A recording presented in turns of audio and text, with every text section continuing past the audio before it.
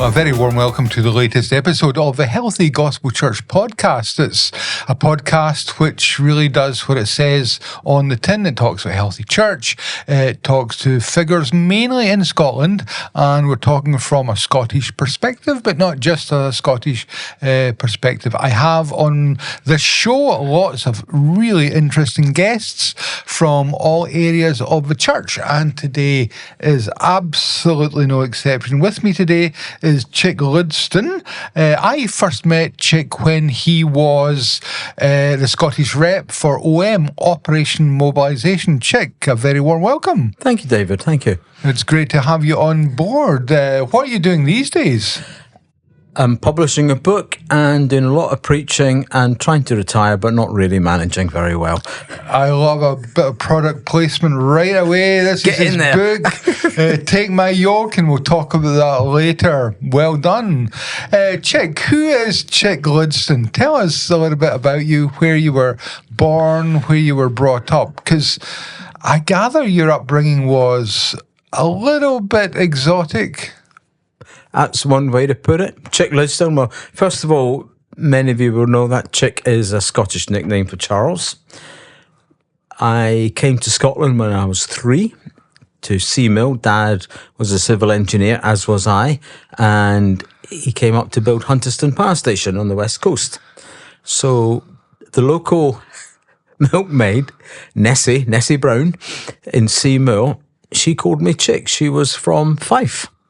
And it stuck ever since for some bizarre reason. But I was born in London, moved up to Scotland when I was 3, and I've been here on and off every time. Scotland is my home, not only just where I live, but it's my heart home. I am Scottish. Mm-hmm. That's my identity, so to speak. But moved around a bit. Dad was a civil engineer. So he moved to Malaysia for work, Nigeria, the Emirates, and I tended to follow. So based in Scotland, but moved around the world a fair bit. Great. You're a pastor, a mission person. Was Christianity a big part of your upbringing? Yes. Mum and Dad were Christians. In fact, they were called to the mission field when they first got married. They were called to go to China. And it never happened because the revolution and so on happened in China. So they never got to China. But being a civil engineer, Dad used his skills and went places and did things where ordinary missionaries could ever be. So Ethiopia, Yemen, Saudi Arabia, Libya, all sorts of places. Yeah. Growing up in a Christian home, what are your memories? Was it a kind of happy experience, or did you find Christianity oppressive? No, Mum and Dad were always very, very open, not legalistic, dare I say, but open. And to them, faith was a real thing. It was a life thing, a thing which gave life to them. So we didn't necessarily go to a particular denomination. We went to wherever the gospel was being preached. Mm-hmm. And that was life, and that was good. So no bad memories at all. Mm-hmm. But then, of course, there's no such thing as a second-hand Christian. So I had to find my own faith. And what was your story? Tell us how you came to faith. It was always there. I went forward in the 60s at a Leighton Ford crusade in Falkirk. I know who Leighton Ford is, not but many people most will. of our listeners weren't even born connected to Billy Graham, of course. Correct. So went forward, but never really made a go of it. Never really connected vibrantly with the Lord. Until one night in Princess Street, I was out witnessing with my friends, because we went witnessing. Used to come through to Edinburgh to a thing called the Cephas Cellar, which was a folk and jazz club underneath the church in the West End where Charlotte Chapel now meet. And there was a crypt underneath there, folk singing and jazz till 2 o'clock in the morning. Then we used to go out into the streets and witness. And one night, just where CNA was being built in Mother Care, I started to witness to somebody, and it was dry. It was just words. And all of a sudden, it all changed. Wow. And I was quoting scripture, which I thought I'd never read. I was saying things, where did this come from? And I wrote a poem after that called I Met the King in Princes Street. Great. Do you think now that you were a Christian when you walked the walk at the campaign, or was it that night, or was it a gradual experience? I mean, my sense is that most folk come to faith not as a result of a crisis, but it is a process. It sounds like it might have been a bit of a process in your life. Is that right? I think so. I think went forward. I knew this was right. I knew I wanted to do it, but it was almost a conflict between my head and my heart. Sure. And I kind of felt that night in Princes Street, I was wanting to follow the Lord. And the Lord, I kind of felt, I don't know if this is theologically correct, but I felt the Lord saying, I see your heart, Chic. I'm coming in. Interesting. Interesting. And that changed my life permanently. Then I saw God do things, amazing things. I've seen things which I can't unsee of what God has done, if that makes sense. No, I mean, I think of Lydia, she went along there to that prayer meeting in the riverbank at Philippi. Lydia might have been religious. Lydia might have, walked the line at a Philippi campaign, but it was beside the river the Lord opened her heart and opened her home and opened her life. Mission's a family business. Yes. Yes. It was your parents' business, it's your siblings' business, it's your children's business as well. But you didn't, start off being a missionary. You followed your father's steps. You went into civil engineering. Tell us about that. Seventh generation civil engineer. Seventh generation. Were you building roads with Thomas Telford or somebody up in the Highlands? Roads, dams, bridges. I mean, we're drinking a glass of water here. This water may have come from a place called Megget Reservoir in the Scottish borders. I built that. You'll have all driven on the M74 going down south past Cairn Lodge Services. Built that stretch of motorway, done all over Scotland, dams, roads, bridges. Okay. That's been the thing. But God very clearly called me out of that. I was working in a deep sewer in Musselburgh. As one does. As one needs to do. Is there any other type of sewer in Musselburgh? And driving from Crieff to Musselburgh every day before the Edinburgh bypass was built, so driving through Collington and the likes. And there's a railway bridge at Sight Hill on the old inner ring road, so to speak. And every morning as I drove underneath that railway bridge, I felt, it wasn't an audible voice, but it was as clear as an audible voice. That passage from Philippians, press on to take hold of that for which I have taken hold of you, counting everything but rubbish for the sake of knowing him. Monday, Tuesday, Wednesday, Thursday, Friday. And I just knew I had to say goodbye to civil engineering to press on to take hold. Did you think twice? I mean, civil engineering is a profession, reasonably well paid, steady income. You're married by this time, you've got responsibilities. I mean, how do you go home and say to your wife, listen, the Ford Cortina and the semi-detached house isn't everything. I'm going to go into ministry. How did that go down? It went down very well because I was leaving home at 6 o'clock in the morning. I was getting home at 8 o'clock at night. I was doing 1,000 miles a week to and from work. I was constantly suffering from migraines. I was driving like an idiot. One of the moments was coming up to Ingliston roundabout. There was something on the radio saying that there was a car chase, police chase on the M1, and they were achieving speeds of 100 miles an hour.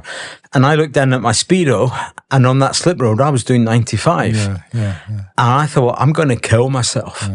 And so my wife, we got to take the step of faith together. And whatever I've done, it's always been a family, the kids as well. Sure. We've already talked about it as a family. How many children do you have? Two. And when you say into ministry, into mission, what did you do? What was your first position? Did you go to college, seminary, or did you go straight into some sort of ministry? Can I go back a little bit? Of course you can. that youth fellowship we were part of at a place called Bucket.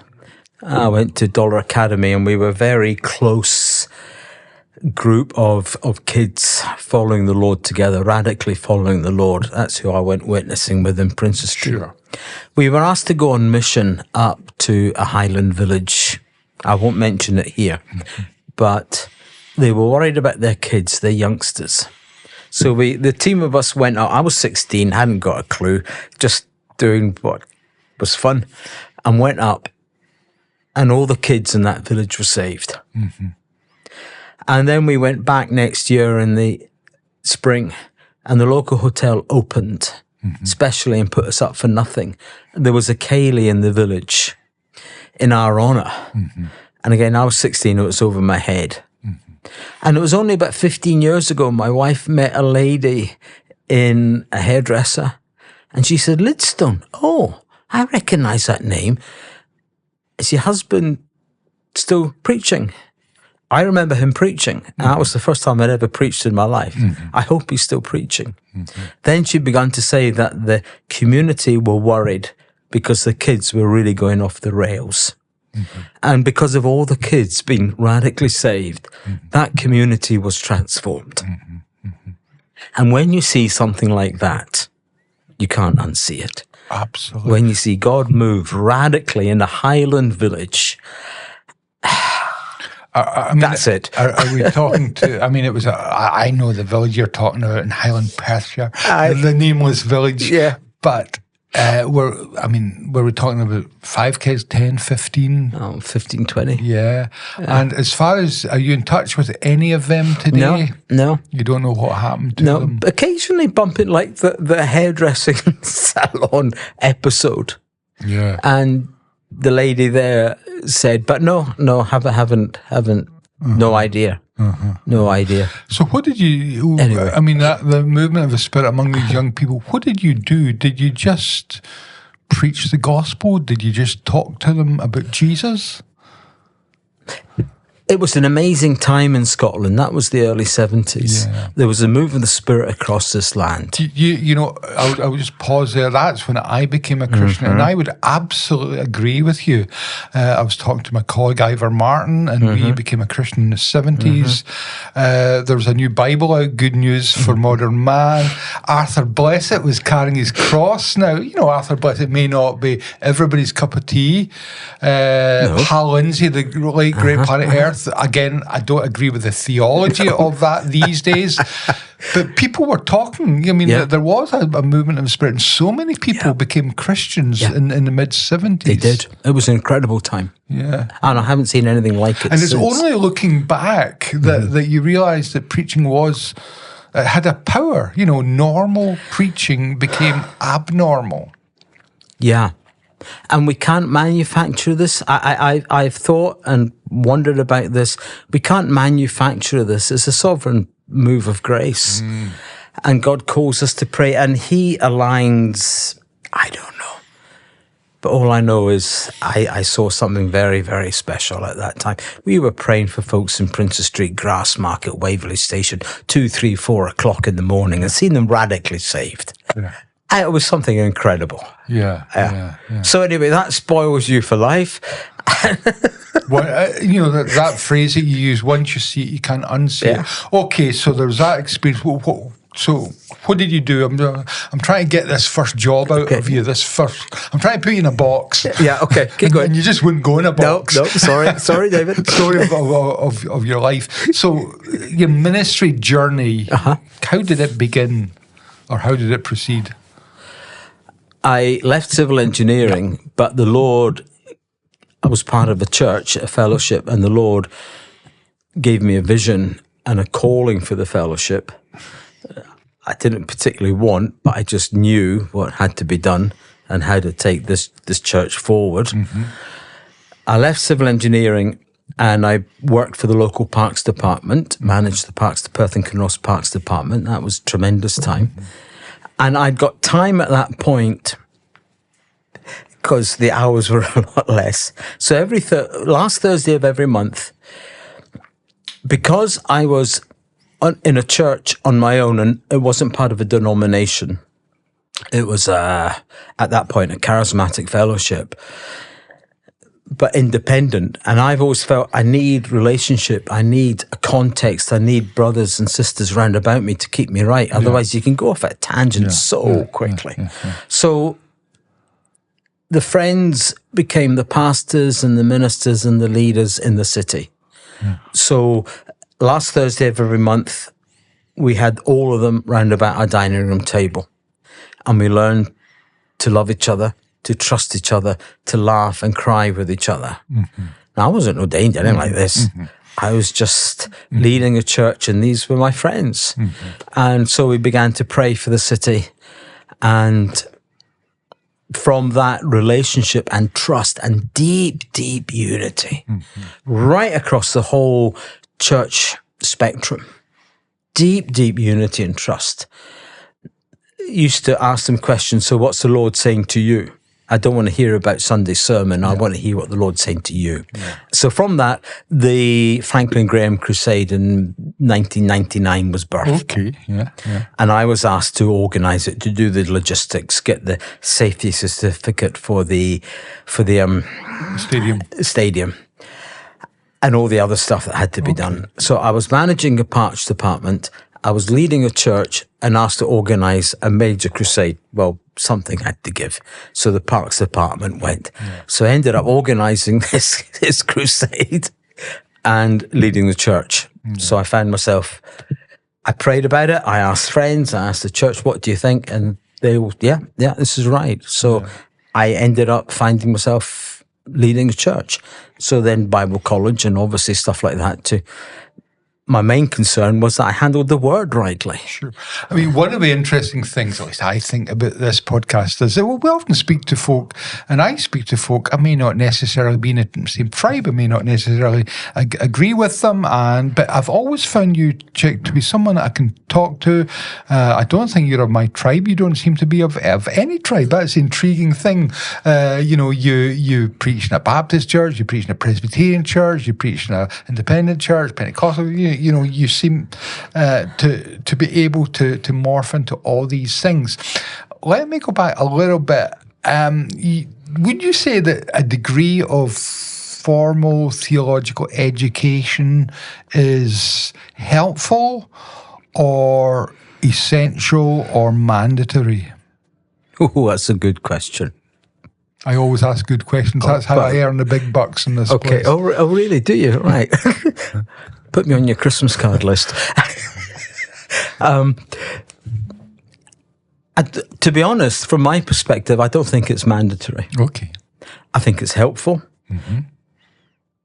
And my main reason for saying it's helpful, because I think we need to learn to handle the Word of God properly and correctly. As for ethics and some of the other things we're taught, I'm not sure that's quite so critical. To me, it's about the Word and handling the Word properly. And so, yes, formal training is helpful and it's good, certainly very, very good. To me, I don't think it's mandatory. Okay. I mean, the early disciples, which Bible college did Peter go to, or John? Jesus of Nazareth for 3 years. That's not bad. Paul certainly, you could argue, did, but the others, well, I would say, being with Jesus for 3 years is a pretty good seminary education. I think so. Paul went into the desert in Arabia. He was one of the most massive intellects ever. Yeah. Yeah, interesting. Another thing, you talk about independence. You're non-denominational. Are you a true independent? What do you mean by that? Unpack that a little bit. I'm throwing you a softball here, Chic. I'm throwing you a softball. You network with other people. In other words, there is no. You're not a lone ranger. You have accountability. We were talking before we come on air a little bit about how you've sought accountability over the years, and you come up with an interesting concept. Can you unpack that a little bit of the spiritual director? I certainly knew I needed to be accountable, because I say to be on your own is a very dangerous place. You can go off at a tangent. So I feel I needed to be in a place where somebody could speak into my life and could say, what are you on about? Or he used to ask this particular person, he used to ask, how's Jesus? He said, how's Jesus? Yeah. And he used to gauge how I was with my relationship with the Lord. Mm-hmm. If I started rabbiting on about the problems in the church, he would bring me back, how's Jesus? Sure. How's your relationship to the Lord? Jesus, because that's where the life comes from. So I've always had people and looked for people who can speak into my life. Not necessarily the same person. Yeah. But the old Celtic fathers used to have someone they called the Amankara, who was a soul friend. They called it an accompanier who walked with you and who could ask these questions and tease out where you're really coming from. And I think we all need that. It's good to do things together, and what better thing to do than pray? Engage 2026 is an initiative of the Free Church of Scotland, where we are asking people to pray intentionally, expectantly and boldly for 10 people, praying that they will come to know the Lord Jesus Christ as their Lord and Saviour. These people may be our family, they may be our friends, people we work for, even national figures, maybe radically people we don't even like. The prayer can change them, but it can also change us. So please join with us in this exciting venture of Engage 2026.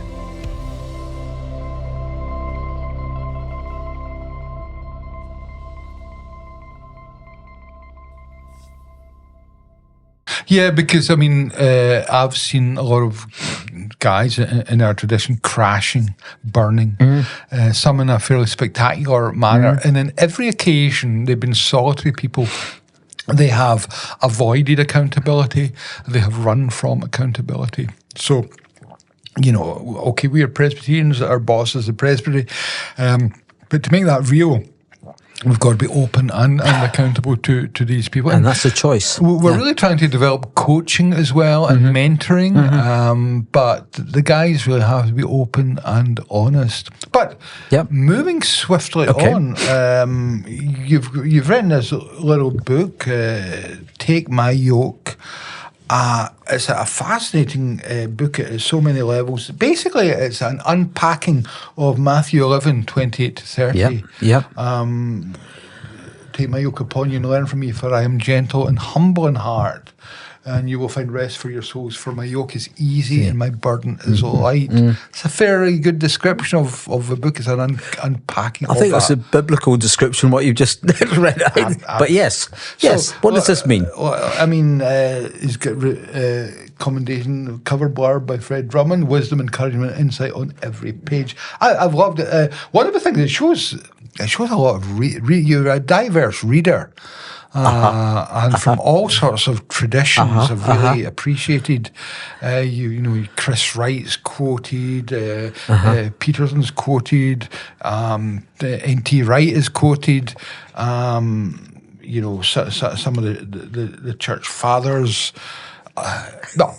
You tell our people what this book is all about. Take My Yoke, and why you wrote it, and why it might be worth them picking it up and reading it. Thank you. Actually, I find that quite a challenging question. It should be easy, but it's so many things, and it's born out of my own life's experience. It begins autobiographical.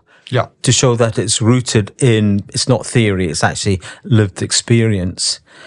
And being a civil engineer, it got to be practical. It got to be able to be lived, unless it's of no value otherwise. But what did Jesus mean by take my yoke and you will find rest for your souls?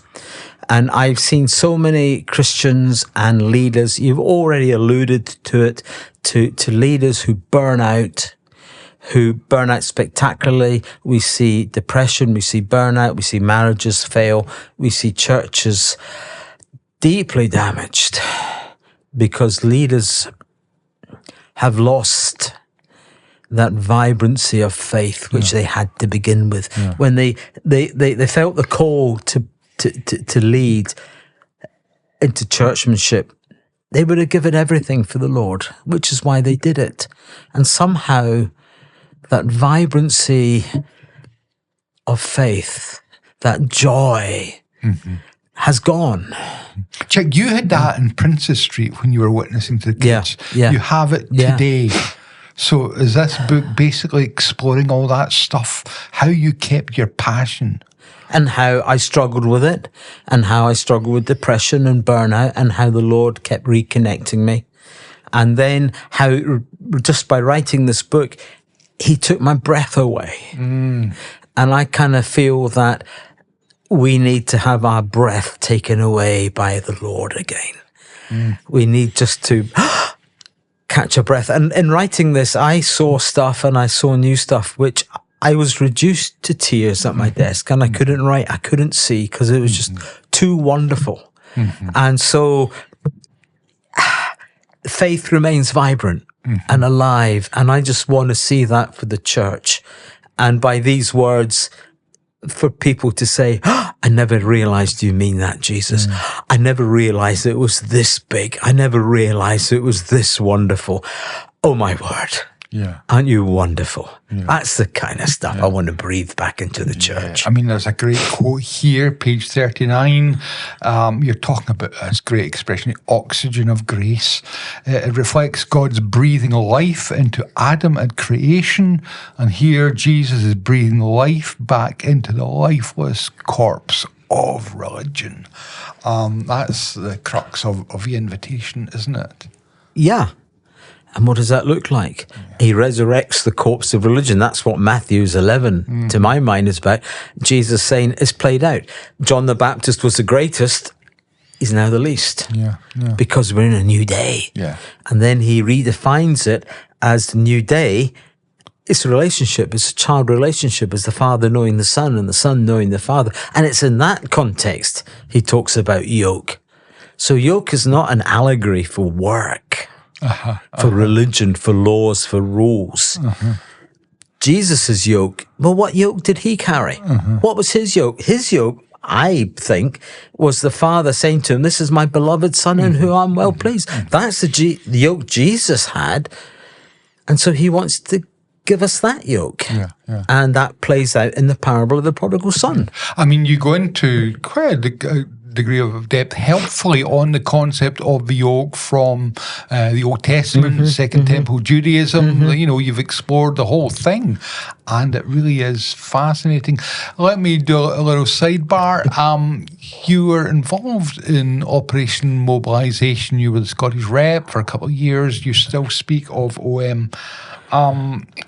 We associate the name George Verwer with OM. I appreciate you didn't know him all that much, but you met him a couple of times, as did I.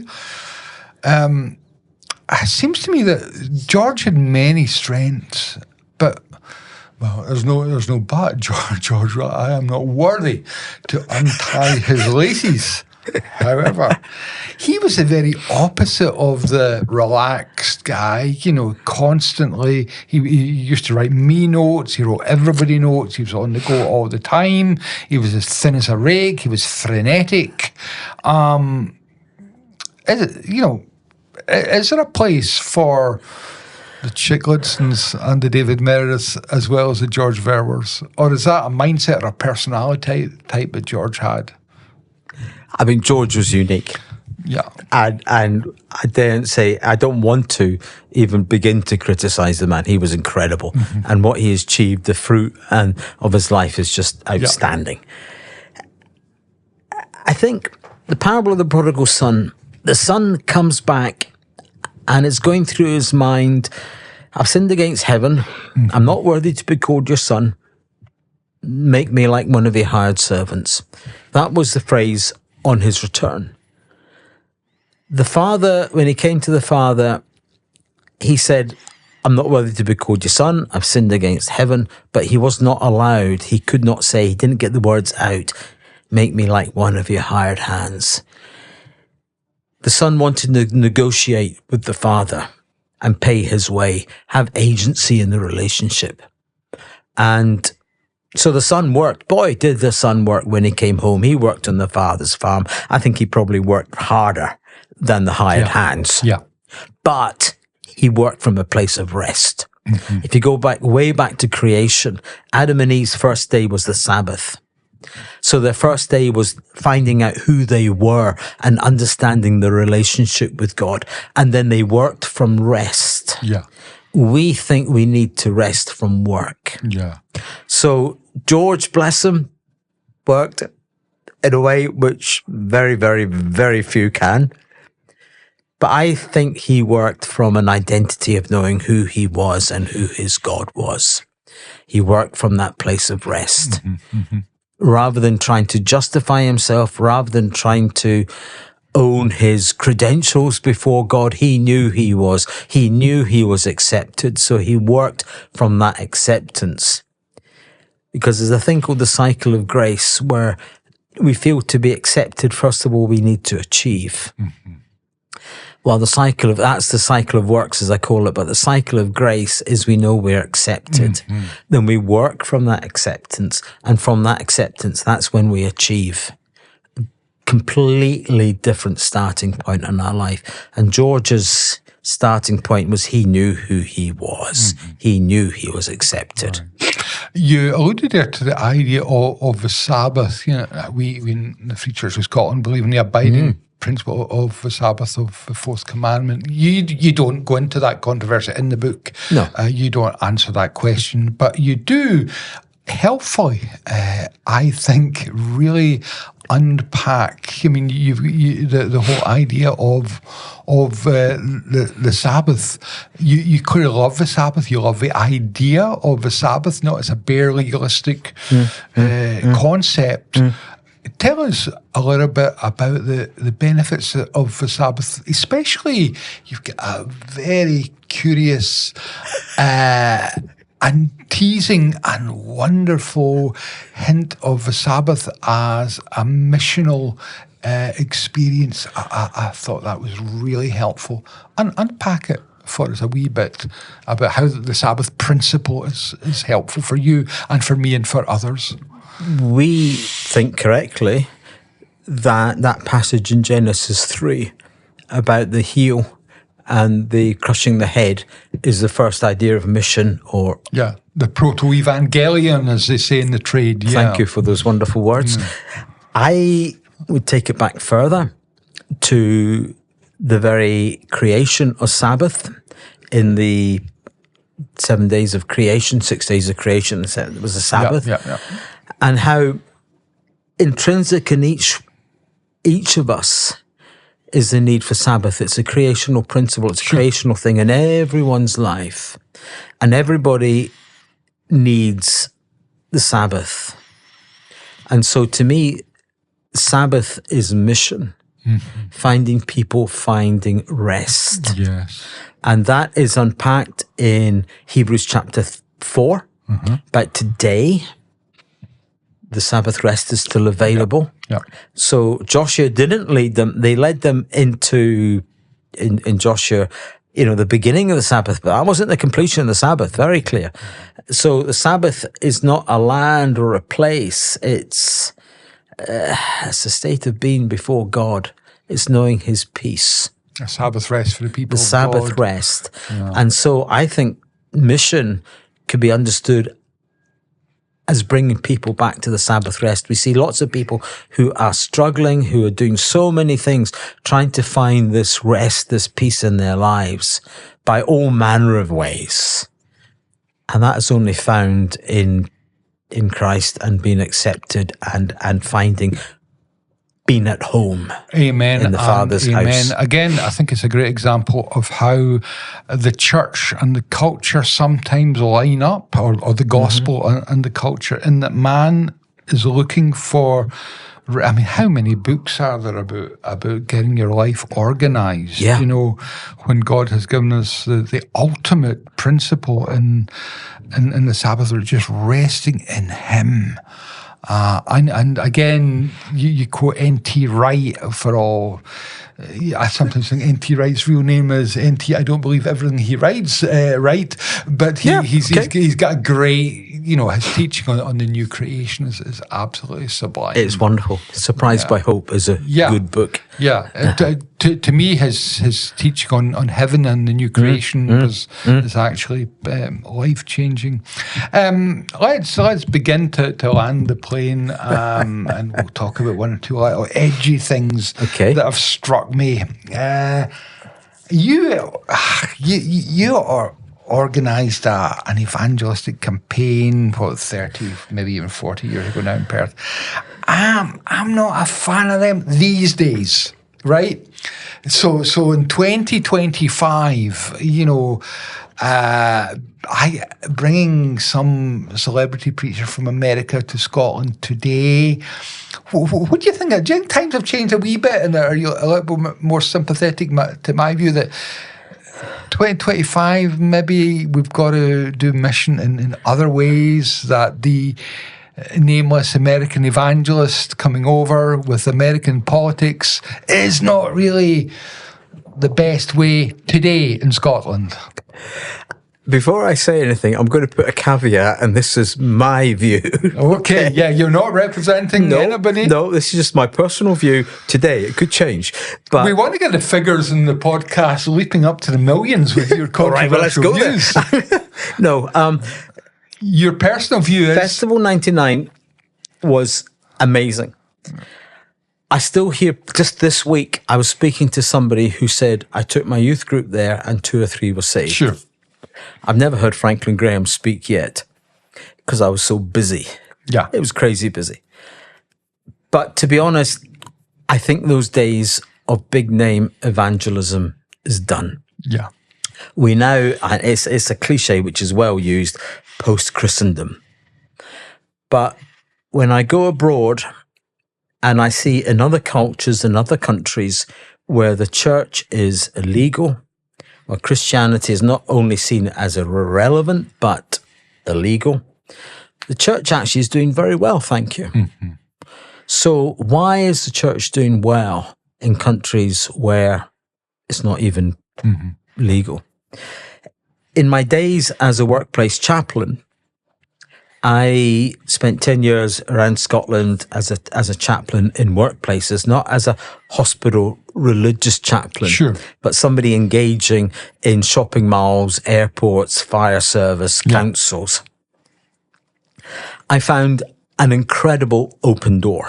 Mm-hmm. The welcome was off the scale. Mm-hmm. They all knew I was a Christian. I didn't hide that at all, but I wasn't there to preach at them. I was there to bless them and to build a relationship with them. And as I built that relationship and blessed them, then hearts would open. Mm-hmm.